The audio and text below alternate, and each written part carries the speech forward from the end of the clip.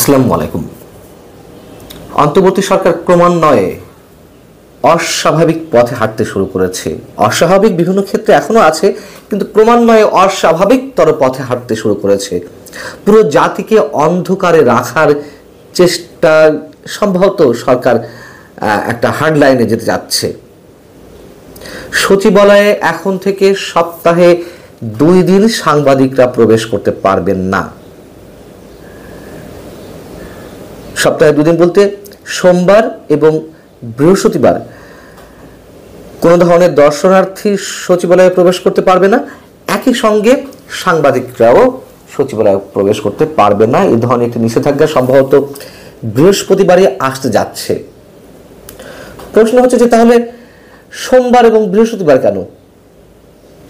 নিশ্চয়ই বিশেষ কোনো উদ্দেশ্য আছে। এমনও হতে পারে আস্তে আস্তে মানুষকে সাংবাদিকদের অভ্যস্ত করে তোলা হচ্ছে যে একেবারেই সচিবালয়ের গেট সাংবাদিকদের জন্য বন্ধ থাকবে। অথবা সোমবার তো আমরা জানি যে মন্ত্রী পরিষদ বৈঠক থাকে, সাপ্তাহিক বৈঠক। সেই বৈঠকে যেসব গুরুত্বপূর্ণ সিদ্ধান্ত সরকার নিজেদের মতো করে নিয়ে থাকে সেইগুলো যাতে খুব সহজে বাইরে ছড়াতে না পারে। তাহলে বৃহস্পতিবার জানি না, আমরা আসলেই জানি না যে সরকার কোন পথে হাঁটতে যাচ্ছে। শুধু এটুকু জানি হঠকারী সিদ্ধান্ত নিয়ে কোনো সরকার কখনো কোনো জুৎসই অবস্থানে থাকতে পারেনি। এবং এই বিষয়টি যে মাথায় এলো সরকারের সংশ্লিষ্ট কর্তৃপক্ষ বা সংশ্লিষ্ট ব্যক্তিদের মাথায়, তা হচ্ছে যে সচিবালয়ে সরকারি কর্মকর্তাদের আন্দোলন চলছে। সেই আন্দোলন ধীরে ধীরে বাইরে ছড়িয়ে পড়ার আশঙ্কা রয়েছে। নতুন যে সরকারি চাকরি অধ্যাদেশ, সেটি কেন্দ্র করে একটা বিস্ফোরণের সৃষ্টি হয়েছে। আপাতত 1 ঘন্টা করে কর্মবিরতি পালন করছেন সরকারি কর্মকর্তারা, কর্মচারীরা। গত মঙ্গলবার সচিবালয়ে যে তাদের অবস্থান কর্মসূচি ছিল, সেই দিনও সাংবাদিকদের কোনো ধরনের ঘোষণা ছাড়া সাংবাদিকদের প্রবেশ নিষিদ্ধ করা হয়। আচ্ছা, এই যে নিষিদ্ধ করা হলো, তাতে কি সব খবরাখবর থেকে মানুষ আড়ালে রইল? বরং সেটি তো আরো বেশি আকারে ছড়িয়ে পড়েছে। সচিবালয় যে উত্তাল হয়ে উঠেছে, এটি কারো জানতে বাকি থাকেনি। সচিবালয়ের কর্মচারীরা, আন্দোলনরত কর্মচারীরা, তারা নিজেরা তাদের মোবাইল থেকে ফেসবুকে লাইভ করেছেন এবং সেই ফুটেজ নিয়ে ইলেকট্রনিক্স মাধ্যমগুলোতে, গণমাধ্যমগুলোতে সংবাদ প্রচার হয়েছে। মানুষ যে যার মতো করে দেখেছে সোশ্যাল মিডিয়া, ইউটিউবে। এতে করে কতটুকু লাভবান হবে সরকার? এবং এর আগে গত 25শে ডিসেম্বর যখন সচিবালয়ে অগ্নিকাণ্ডের ঘটনা ঘটল, তারপরেও সাংবাদিকদের প্রবেশে নিষেধাজ্ঞা দিয়েছিল। আগে যেমন সাংবাদিকরা তাদের পাস নিয়ে যখন তখন ঢুকতে পারত অ্যাক্রেডিটেশন কার্ডের মাধ্যমে, সেটি এখনো পর্যন্ত বাতিল অবস্থায় রয়েছে। বিশেষ পাস নিয়ে, সাধারণ দর্শনার্থীরা যেমন বিশেষ পাস নিয়ে তাদের ব্যক্তিগত কাজের জন্য বা অফিসিয়াল কাজের জন্য সচিবালয়ে প্রবেশ করেন, সাংবাদিকদের এখনো পর্যন্ত সেভাবেই প্রবেশ করতে হচ্ছে। অভ্যস্ত হয়ে গেছে। যুগের পর যুগ ধরে যে সাংবাদিকরা অ্যাক্রেডিটেশন কার্ড দিয়ে তারা প্রবেশ করতে পারতেন যে কোনো সময়, এখন সেটি তো হচ্ছে না। সেই জায়গায় অভ্যস্ত করার জন্য এটি হতে পারে। দিন শেষে লাভ কি? আওয়ামী লীগ সরকারের শেষ সময়ের দিকে বাংলাদেশ ব্যাংকে পূর্ব অনুমতি ছাড়া সাংবাদিকদের প্রবেশেও নিষেধাজ্ঞা জারি করা হয়েছিল। তা নিয়ে তুলকালাম কাণ্ড ঘটে গিয়েছিল, আমরা জানি। তৎকালীন সরকারের মুখপাত্র, সাবেক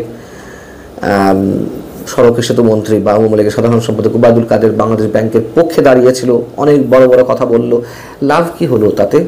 এবং ওই সময় তো আশঙ্কা করা হচ্ছিল যে যেভাবে লুটপাট চলছিল চারিদিকে, বাংলাদেশ ব্যাংক থেকে যেভাবে টাকা বের করে পাচার করা হচ্ছিল, কিংবা ঋণ জালিয়াতি চলছিল, খেলাফি ঋণ দিনে দিনে বাড়ছিল, এই সবকে কেন্দ্র করে বিব্রতকর অবস্থা পড়েছিল বাংলাদেশ ব্যাংক। সেই অবস্থার মুখে সাংবাদিকদের প্রবেশে নিষেধাজ্ঞা দিয়েছিল। এখন তো প্রত্যেক মানুষের সাংবাদিকতা পর্যায়ে চলে গেছেন। সিটিজেন জার্নালিজম শুরু হয়েছে। হ্যাঁ, সব ধরনের আনুষ্ঠানিকতা থাকলে সাংবাদিকতা করতে সহজ হয়, এটা তো স্বাভাবিক। কিন্তু এটি করে সরকার কতক্ষণ মানুষকে অন্ধকারে রাখবে? এবং যে কোনো সরকারের যখন পতনটা শুরু হয় এই ধরনের হঠকারী সিদ্ধান্তই তারা নিয়ে থাকে, আরও অনেক ধরনের সিদ্ধান্ত নেবে।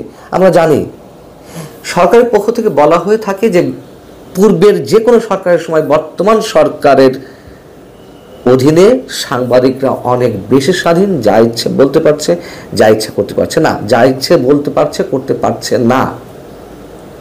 অন্তত যারা গঠনমূলক সমালোচনা করার চেষ্টা করছে তারা এখনো পর্যন্ত টিকে আছে, কিন্তু যে কোনো সময় খড়গ নেমে আসতে পারে, আমি এটুকু বলে রাখছি, আগেও অনেকবার বলেছি।